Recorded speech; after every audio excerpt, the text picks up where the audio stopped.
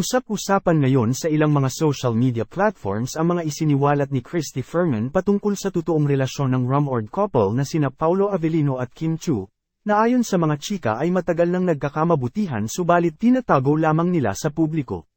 Sa kamakailang episode ng showbiz-oriented vlog ng veteran showbiz columnist na si Christy Fermin, isiniwalat niyang matagal nang nagkakamabutihan sina Kim Chiu at Paolo Avellino.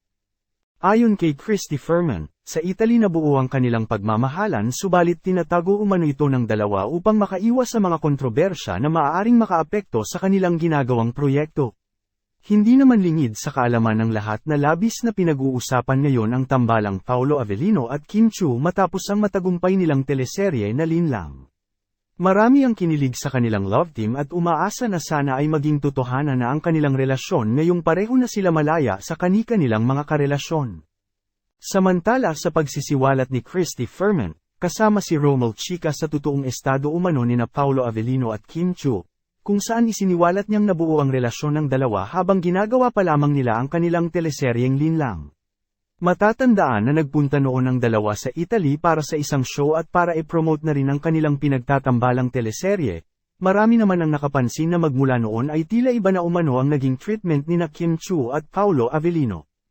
Pagsisiwalat pa ni Christy Fermin na may mga fans umano sa Italy na nakikita ang dalawa na sobrang sweet sa isa't isa habang naglalakad, nakunan pa ito ng video. Subalit nang mapansin umano ng actress na may kumukuha sa kanila ng video ay kaagad itong umiwas sa aktor. Marami naman sa mga tagahanga nina Paolo Avellino at Kim Chiu ang labis na nasiyahan sa isiniwalat ni Christy Fermin. Maging sina Christy ay inamin rin na nakaramdam din sila ng kilig sa dalawa dahil tila perfect umano ang mga ito sa isa't isa at hindi rin maitatanggi ang lakas ng kanilang chemistry. Sa ngayon ay hindi pa naman naglalabas ng anumang pahayag sina Paolo Avellino at Kim Chiu patungkol sa isiniwalat na ito ni Christy Fermin. Ano ang say nyo sa balitang ito?